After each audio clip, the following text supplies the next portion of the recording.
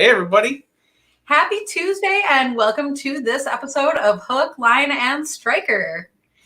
We're excited to be here. We are with somebody that we actually don't know very well and are looking forward to getting to know. So Garret Haglin, welcome to the show today. Yeah, good to have you. What's going on, guys? Thanks for having me. Yeah. For people who maybe don't know a ton about you, like we didn't, we just got started talking to you. Tell us a little bit about yourself and maybe even where your location is.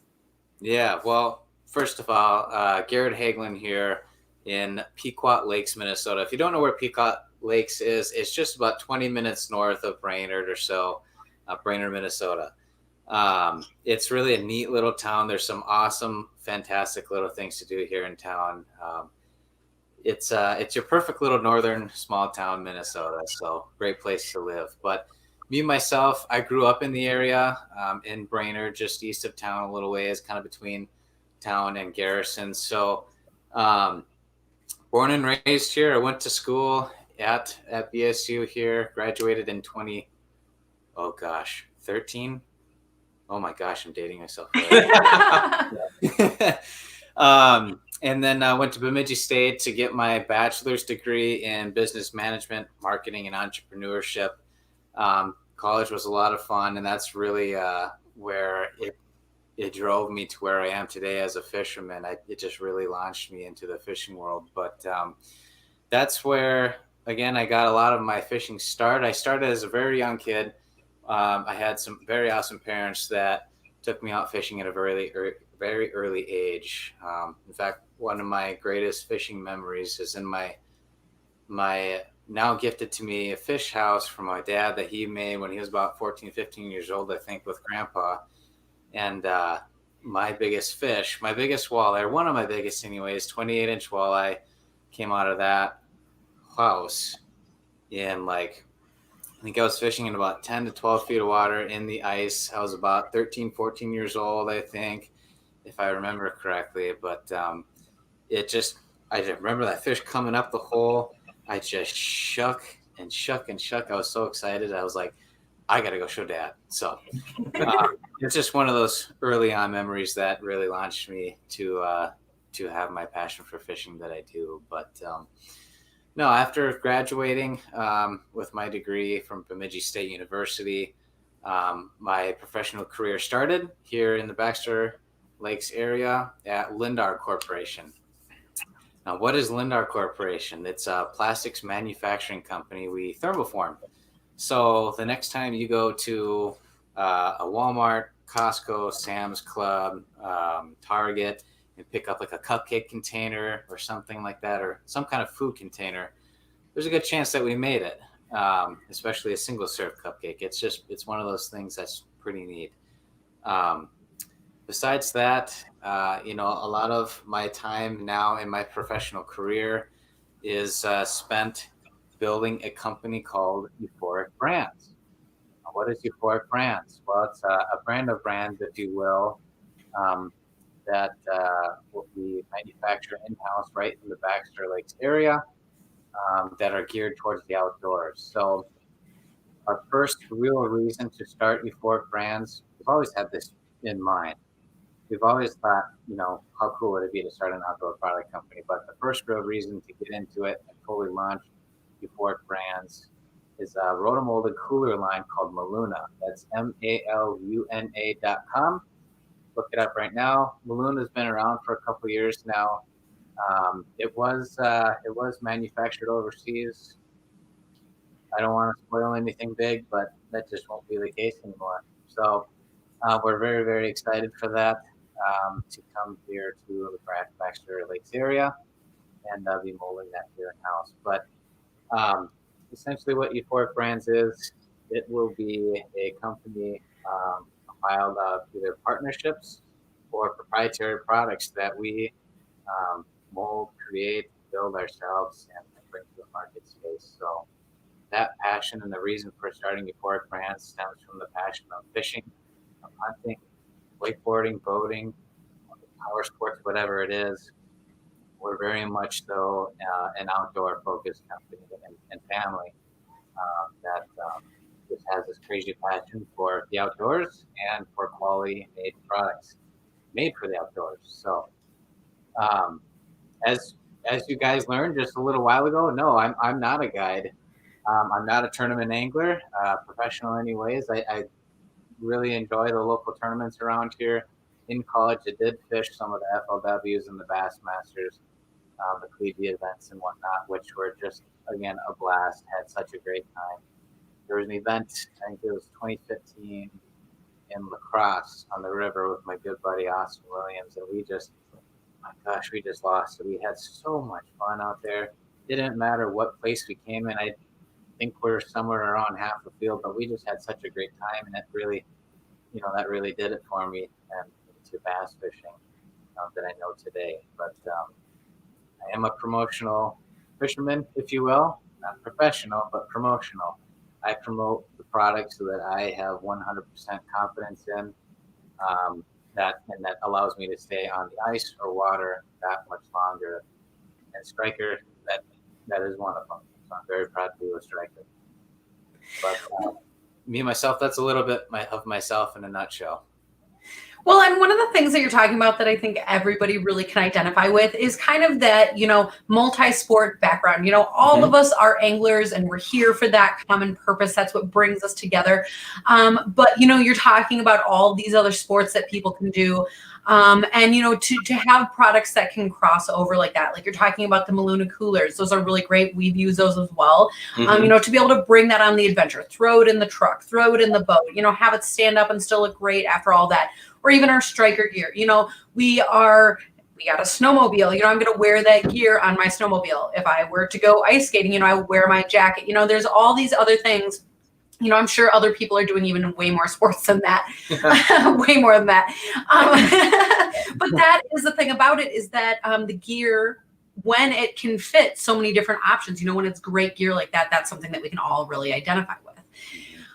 So kind of getting a little bit off track, so sorry about that. We have a lot of people checking in our comments section, so thank you and good evening to all of you. If anybody has questions at any point, absolutely chime in because that is something that we are here to talk about and answer at any point. So, we have people all the way down from Iowa, all the way up to Canada that have checked in here. But you were saying northern Minnesota. Can you tell us a little bit about your ice up there? Yeah, ice conditions have been pretty good so far. I wouldn't say that we had an early season, but we had some pretty good solid ice to start right away. So that was fantastic. Not a lot of snowfall, so it's not too bad of honeycombed ice, but we have had some up and down temperatures quite a bit. So it has made some areas of concern. If you read some of the reports or watched some of the videos floating around on social medias, Mille Lacs Lake was getting a little weird with sheets of ice going which way direction, and that's true for some of the lakes around here. Some of that ice was shifting. You notice some of the axes have big ridges and stuff over them. Be careful; those will take your bumper out or jackknife your fish house on too. So, but nonetheless, for the most part, things are pretty much rock solid now. We've got anywhere from about at least 9 to 13 inches, 13 inches or so. It's a pretty good solid range. I think in some areas you'll probably see a little bit more. And that really depends on some of the lakes, if they've got, if they're spring fed or if there's water dumping in from a river system or out. Some of those just big round bowls that freeze up pretty quick, you'll probably have close to, a foot and a half of ice or so. So, do me a favor. Do us all a favor. Thank you. Sorry. No, we had a little bit of feedback coming, but we were able to fix it. So keep going. Great. I was going to say, do us all a favor. Check the ice before you drive out in your truck or four-wheeler even, and especially if you're pulling an ice castle as well. Check that ice every which way you go. Just because someone else went out there ahead of you, it doesn't mean that the ice is safe. Let them be the idiot if you need to. Just be safe. Yeah. So And, especially for areas, if you're not very familiar with the waterways or, it has been a while since you've been out, reach out to your local fishing clubs, reach out to your local bait shops, because one thing that we always hear echoed over and over is that the ice conditions change constantly and you never know what that is. Down here, I'm seeing on Winnebago, there's different ice sheets that are kind of shifting around, like you're saying, but left gaps in some places and we got some snow over it. So that real thin ice that's starting to form between those gaps that are not strong enough yet, might be hidden by that snow. So to be able to find out where that is, talk to people who are, local experts or as up to date as possible is super, super important. And like you're saying, get out and check for yourself, because nothing beats your own test. Have an auger, have a spud bar, have all those tools for safety. Absolutely. Well, and that, for that matter, always wear your picks, no matter what time of year it is. Yep, that's very true. I've written an article. You can check it out too at GarretHaglinOutdoors.com. But I've written an article, or a couple of them, just on early ice safety. But ice pick, spud bar, all of that stuff, it still applies throughout the rest of the season, especially, I guess, in the early and the late. But certainly, it's never a bad option to wear those ice picks and whatnot yet. Thankfully, we wear suits that float. So, worst case to worst, that we can rely on our gear to help us out there, but don't want to get in that situation to begin with. So. So, hoping that everybody is going out in the safest way possible, how has fishing been by you? Fishing's been pretty good. As I was telling you guys earlier, it's probably been one of my best seasons as far as big fish goes too, and numbers. There's so many fish out there to be found and whatnot. The walleye fishing out of Mille Lacs maybe had slowed down for a little bit. The night bite was great, but I'm sure that's picking up now. I haven't gotten out there as much as I want to, but I'm probably about due for a trip out there anyway. No, they've been picking up walleyes in the evening hours pretty good. Shiners and rainbows have been working. One of my favorite ways to catch them is on the iFish Pro. That tip-up system is slicker than slick, and you can set it, forget about it, or check it every 5 minutes as I do, just because I'm anxious. Almost you can hear it come up, and anyways, it's exciting. But panfish is probably something more of my focus in the wintertime. I like that action and going from pothole to pothole or big lake to find those big roaming schools of fish. So bluegills were fantastic in the early season, and crappies. They're holding tight up into those shallow areas, coming off of the fall season there. They're definitely now out roaming in the basins, and this time of year can be a little bit difficult to target them or stay on top of them, I should say. When you get on them, it's a big school. Get down there as quick as you can, and as soon as you catch one, again, get down there quick as you can.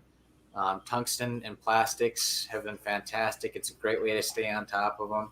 You're not having to rebait your hook and whatnot all the time. Northland Fishing Tackle makes some great plastics for that, and there's a lot of really great plastics companies out there that have some really fantastic products. So, so when you go to set up and you are choosing a tungsten and a plastic, like what is your first go-to? It's a great question. The Muska jig with Northland Fishing Tackle is absolutely one of my favorite jigs. It's just a very versatile jig to use. That along with like an impulse skeleton minnow or mayfly. There's some really great ones, and I know it sounds like there's maybe some good ones in the works too. So very excited to not necessarily put live bait behind me, because there is a time and place for it, but my new go-to are the plastics. So it's typically about a 1/16 or 4 to 5.5 millimeter jig. They're just, it's the way to go. That's how you stay on top of them this time of year. Yeah, I really like using the plastics, and I definitely use tungstens too. But we're going to jump backwards a second, because we do actually have a really good question. So you were talking about the iFish Pros. Is that a tip down or tip up using the ice fishing rod and reel that you're talking about? So tell us a little bit more about that, because I'm not sure everyone is totally familiar. Yeah, so the iFish Pro, which actually I think I have one here. One Yeah.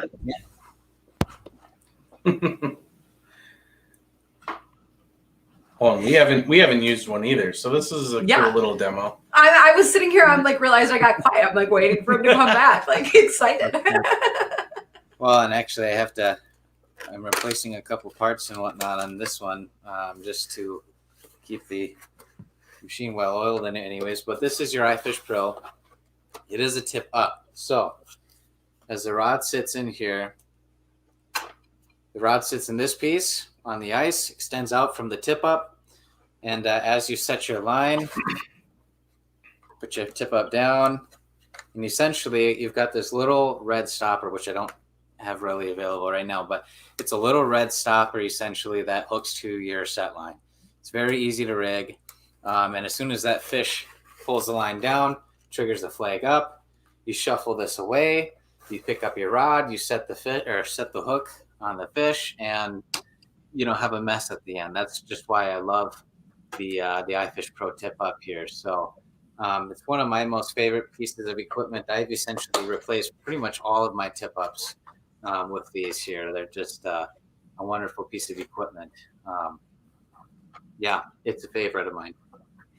And then the only time I've ever seen them is actually at like the shows and the expos. So remind me the sensitivity on that. Are you choosing panfish? Are you choosing more of a toothy critter, or can you kind of do the best of both worlds? You can. There is definitely sensitivities with it. The farther back you set the little peg there, the harder it is to release the flag. Typically, I don't use them too often unless I'm fishing for walleye or pike or bigger toothy critters like that.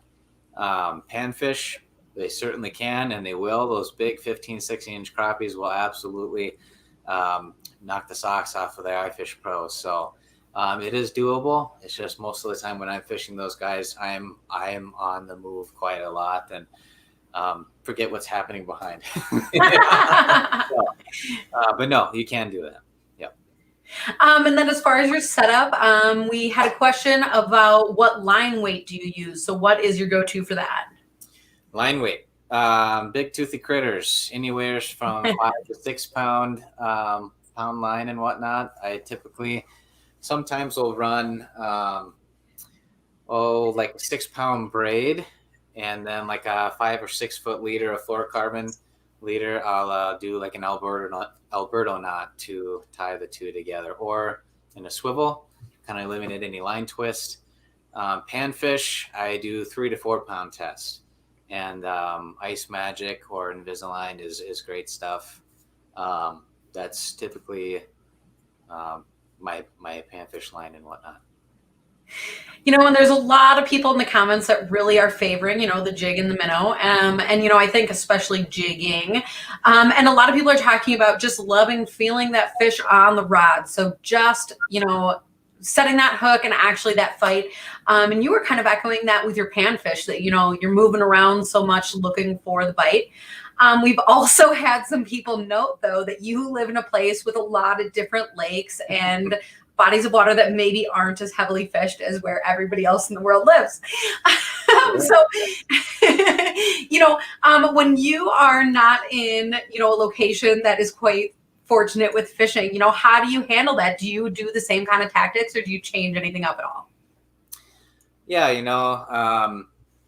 it's I am fortunate to live where I am. I love it here. Sometimes when it's -40, I question that, but yeah, fortunately, I mean, I'm 5-6 minutes from the nearest water access here, and we do have some really great fishing here in the Brainerd Lakes area. We are one of the first stops from Minneapolis, so there is a fair amount of fishing pressure here yet. So fortunately, we have a lot of lakes for it.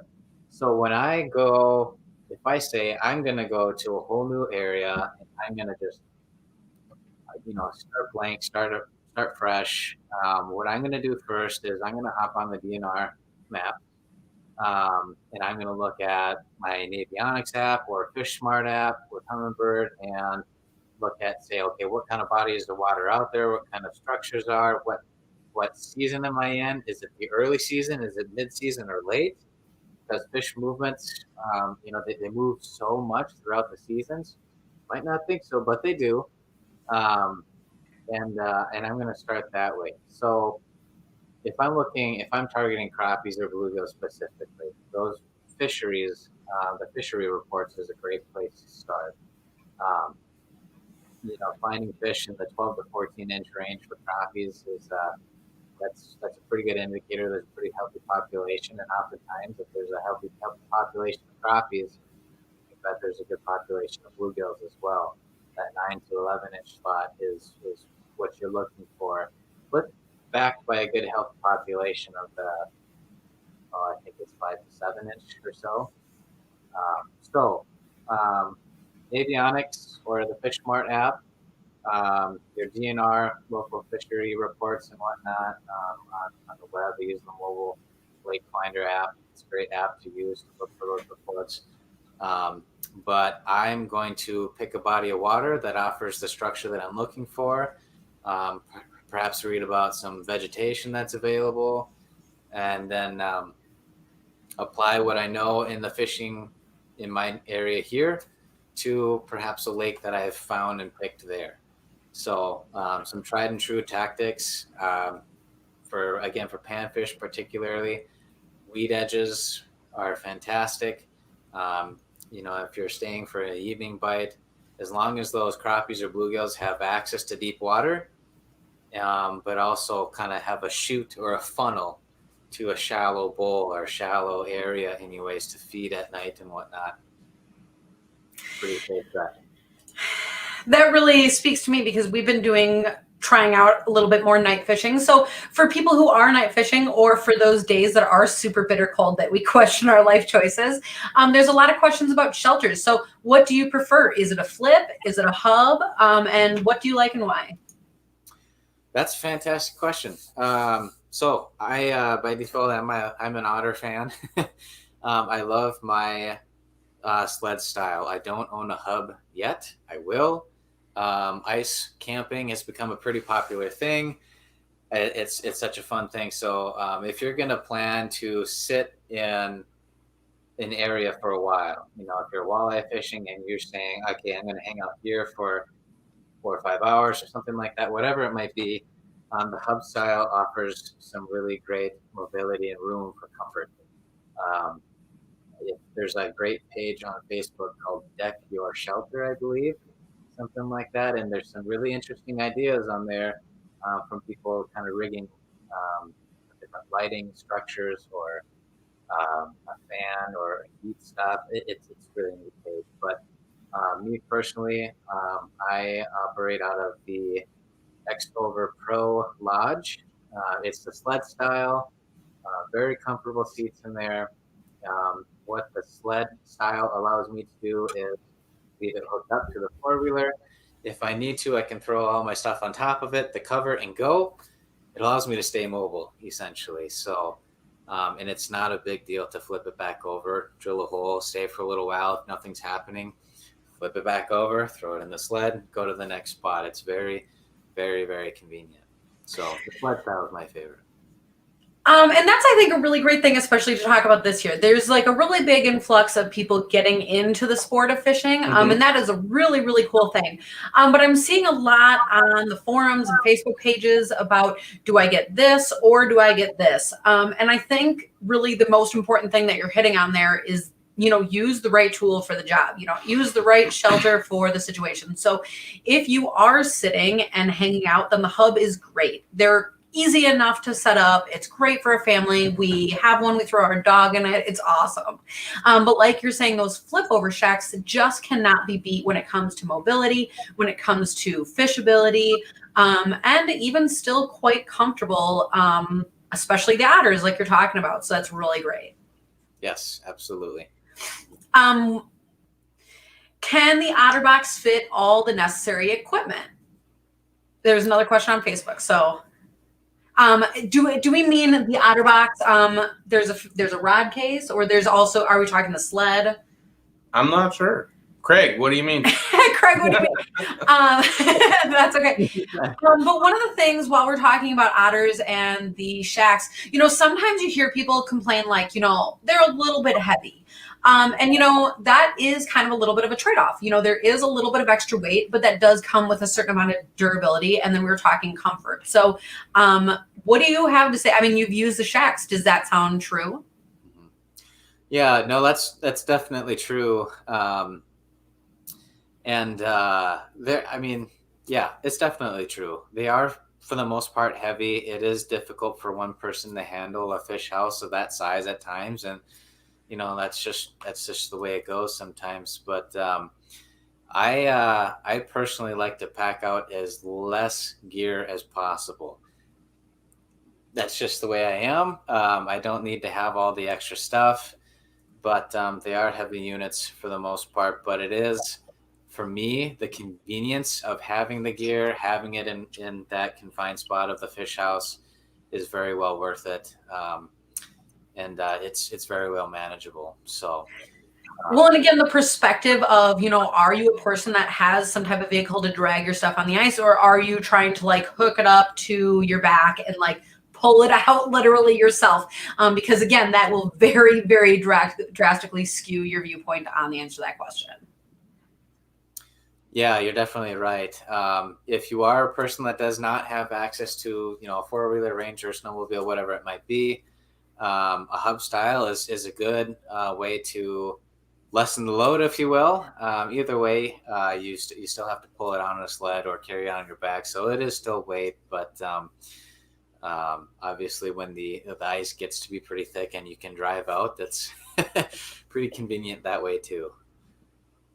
And as far as the otter sled itself, those are known for being quite durable. So you can certainly get Hyfax kits and all of that, which is great. But the sled itself is fairly deep. So if you are the kind of person that doesn't pack light and you want to just cram everything under the sun under there, it is a great sled to have for that. Yeah, absolutely. You mentioned the durability of those sleds. All otter sleds are rotomolded. Me personally, in my professional career, I deal with a lot of rotomolding, and it is 100% the absolute appropriate process for these sleds. It does allow for that even material distribution, versus like thermoforming. You're taking a sheet of plastic and you're stretching it around an object. So there's potential for some, weakness in the corners, and that's where you see a blowout. But the outer sleds are quite deep. For the most part, you can get a lot of stuff in there. I've got my heaters in there, some extra rods, the iFish Pros, the wind poles, some lights, a battery, snacks, of course, all kinds of things. So it does offer for a lot of storage. Awesome. And then what did you have? Oh, well, Craig just mentioned he said he's meaning the unit that goes on the back of your four-wheeler, your 4x4. So that's what he meant by the OtterBox. Yeah. The monster box, they call it. Yeah.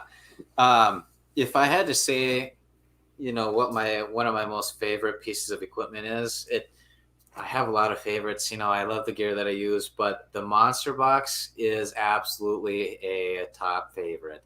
I've got everything in there from extra flashers, other Highfish Pros, other sweatshirts, ice scoops. I mean, all kinds of stuff. Much of the time in the early season, or I should say mid-season now, if it's pretty nice out, a lot of the times I won't even bring my fish house as I'm wearing it. But the monster box allows me to bring all of my gear in that, have an attachment for my rods, have an attachment for my auger case, all kinds of things. So I'm on my four-wheeler and I just go, and I've got all my tackle and everything, in that monster box. It's really a pretty cool piece of equipment. That's awesome. Yeah, allows me to stay mobile. And then, you were talking about products that you love and things that make you successful on the ice. And I see that you have quite a few things around you. So let's talk a little bit about what you've got there. Yeah, I've got a couple. So one of them in particular are the Stealth gloves by Striker. These gloves, first off, need to be washed. Definitely. But these gloves are fantastic. It's a real nice, easy form fit to the hand. Right? It's not a bigger, bulky glove, but it offers for easy movement. It's totally and completely waterproof. I can scoop fish out of holes all day long in these gloves. It's very easy to jig and whatnot with it. Yet I can still rebait my hooks if I'm using live bait and whatnot. They're just fantastic gloves. One of my favorites. Another one, when I'm going across the lake and it's real cold, and I need a little bit extra warmth or something like that. The combat gloves. The combat gloves are fantastic. They're indestructible. I think I've had these pairs for 2-3 years now. It just doesn't look like there's a stitch out of place. I love these things. Very, very warm. I don't know that I've ever had cold hands in them. I don't know that I have. I've never paid attention to it, probably because they have to. Because you didn't have to yet. Again, scooping fish out of holes all day long. These will keep your hands dry and warm. Fantastic piece of equipment. Yeah. So as far as that, that's an interesting point that you're making, because those are definitely meant to be warm. They are definitely meant to be waterproof, like in the snow and all of that. But the other glove is actually meant to be waterproof. So, you're talking about that they both kind of have those properties, but kind of, echoing throughout the show, using the right tool for the situation. If you're riding out on the snowmobile versus sitting out on the ice fishing, you kind of have two really great options. Yes, absolutely. These are definitely not the only options either. There are others, fantastic options at striker.com, but these are two of my favorites by far. Absolutely. Another favorite of mine, besides the fingers, you got to keep your toes warm and dry and whatnot. So the Striker boots, fantastic. I thought I put a hole in them the other day with my auger blade, but I didn't. I missed. But they, through thick and thin, keep my feet warm and dry. They're fantastic. My wife and I, we have horses and whatnot. So in the springtime, when things get sloppy and nasty and whatnot, these come in handy too. So whether it's out ice fishing or working here at home in the springtime in the slop or whatever it is, these are my boots of choice. Absolutely. And I can tell based on looking at your boot that you must be the kind of person that wears them all the way up, or do you tend to fold them down? I wear them all the way up. I've never really folded them down. That's funny. I almost always wear mine folded down, but I have to say I love those boots and wear them as well. Yeah, I wear mine. I wear mine both ways, really depending. This year I haven't really rolled them up just because we haven't had a whole lot of snow. Right. I just don't need that extra. I got the climate suit already on, so I don't need any more extra layers. Excuse me. Absolutely. Yeah. Speaking of suits, we have a question. What float suit do you use, Garrett? That is a great question. I use the hard water suit. Why I use the hard water suit, this is one of the main reasons. You've got your fancy, nifty four-steps area here.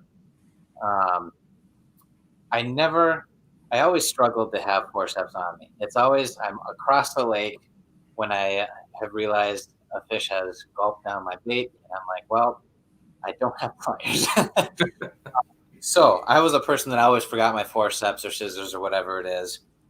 Not anymore, because it has a designated area for it. Not only is it designated, but the material inside here is meant to withstand a beating. So it's meant to last. It's a lot of the times you'd see ripped up bibs, from people clipping it in different areas, and it just over time wears out, and that's the way it is. But this does not look like it has a stitch out of place, and it's absolutely fantastic.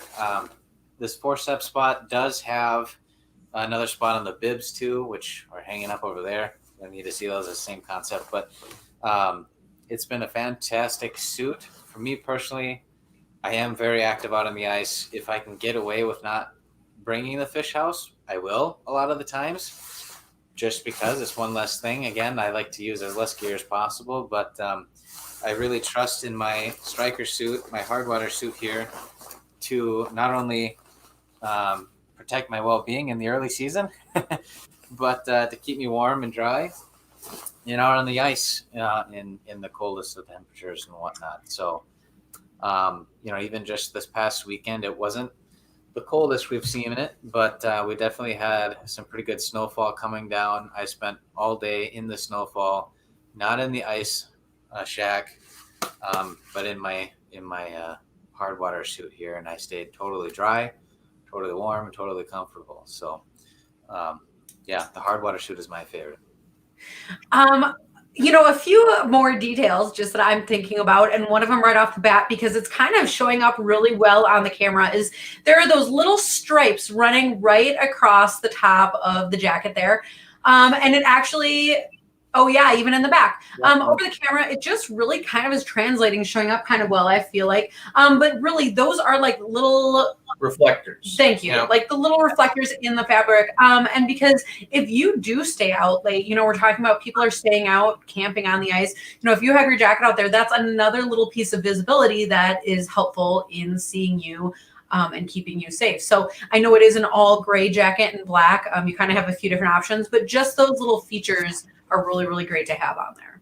Yeah, absolutely. And, besides all of the storage that's offered within these things, I mean, I'm keeping even extra tackle or bait pucks, extra gloves, neck gaiter, all kinds of things and whatnot in the pockets. But another really nifty thing new to the hard water suit this season is the line cutter.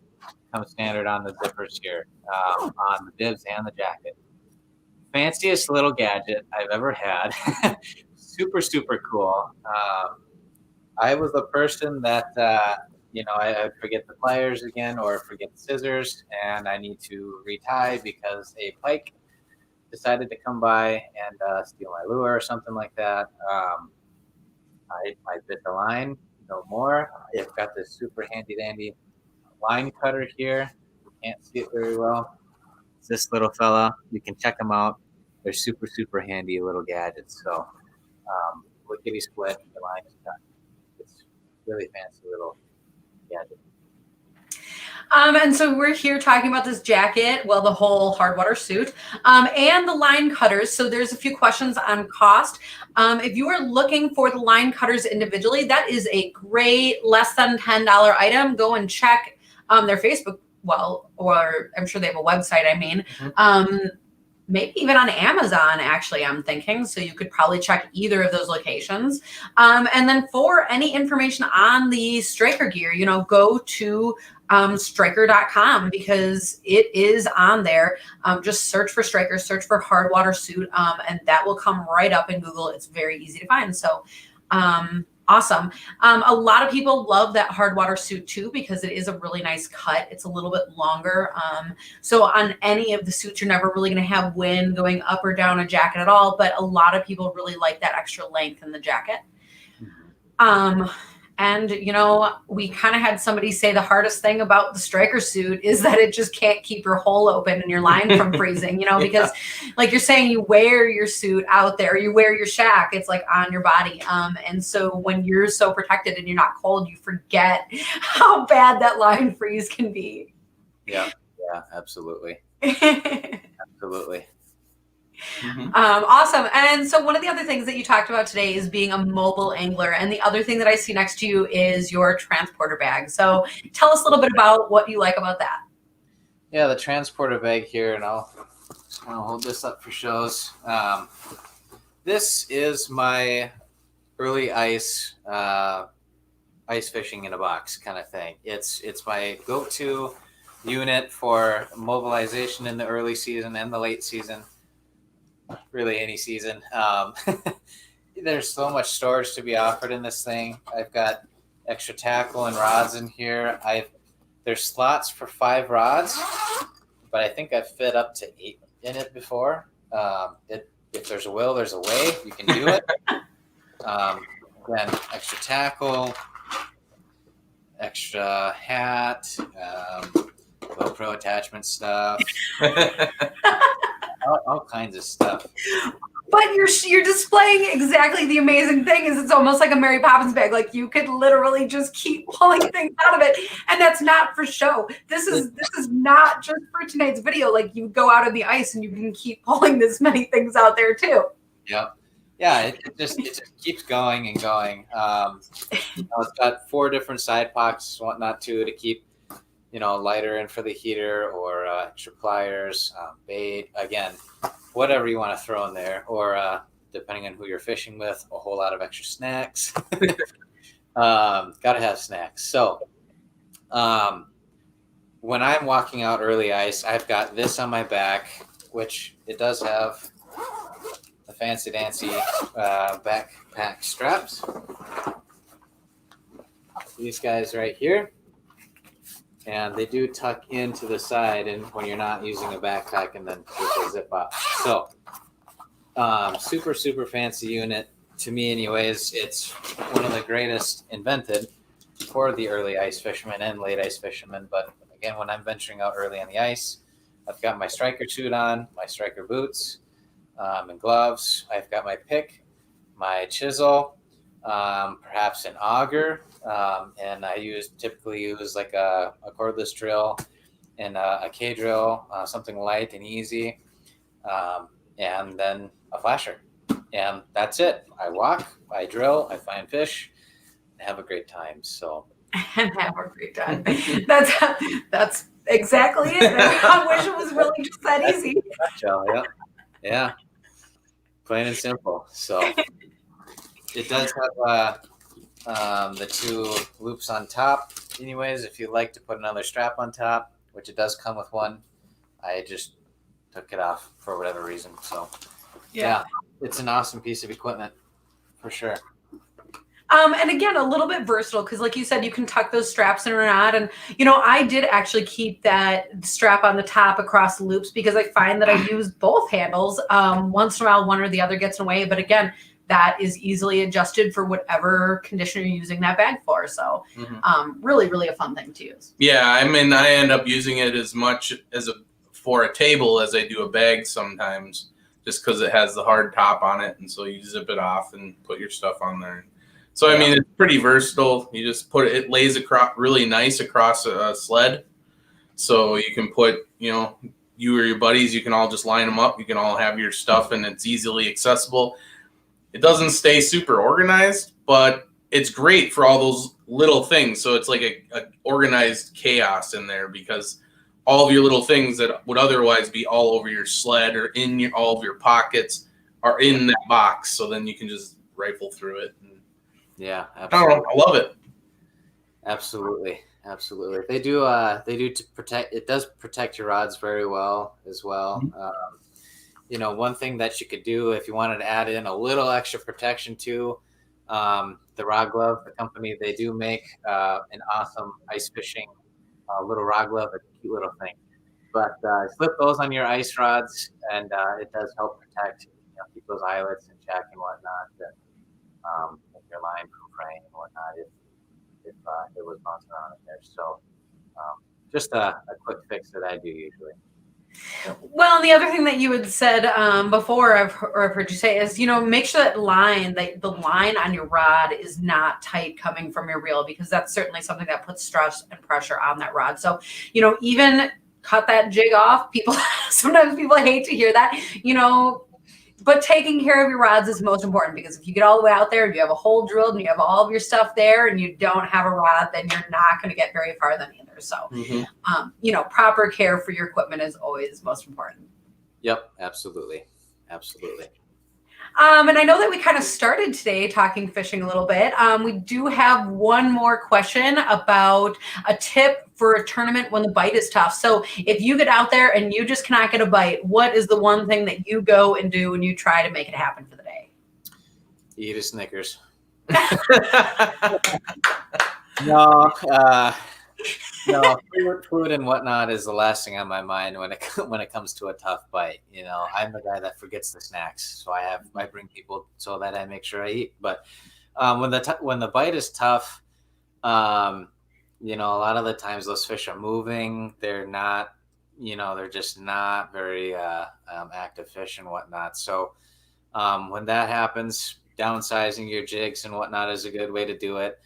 Some of those little tiny microplastics will produce fish even better than like larvae or waxworms and stuff like that. So play around with your different colors, your tiny baits and whatnot. Go small or go big. Maybe a big rattle bait might fire them up. That's happened. Actually, just this past weekend, out looking for some basin crappies. Very slow bite. We had a big cold front come through, and it really shut those fish down. I was using some little tiny plastic jigs again, and couldn't really get them to go very well on that. One or two here and there, but threw down a little rattle bait, and all of a sudden they're like, "Oh, okay, time to go." So, don't be afraid to try new things. Don't get stuck on one bait. Just cycle through those baits. Something will get them to go. Well, and I know it's not what you initially meant, but I do love your Snickers idea, because one of the other things that's so important, though, is I think a lot of times people get really caught up and stressed out about not getting a bite. So the first most important thing is, take a deep breath. And then the second most important thing is to keep having fun, because that is ultimately what we're here for. And then try all those things that you said. Yeah, well, well, it is funny. I am one of those people that's like, gosh, why are they not going? I got to figure this out. I've got that in my head that they're going to eat something, they're going to eat something, and I need to figure that out. So until that happens, that's one thing that I myself even too need to work on. It's either Snickers, chill out, and they'll bite again. So yeah. Absolutely. That's awesome. So for people who maybe don't follow you yet and want to continue to after tonight, how do people find you? Are you on Facebook or YouTube or what else?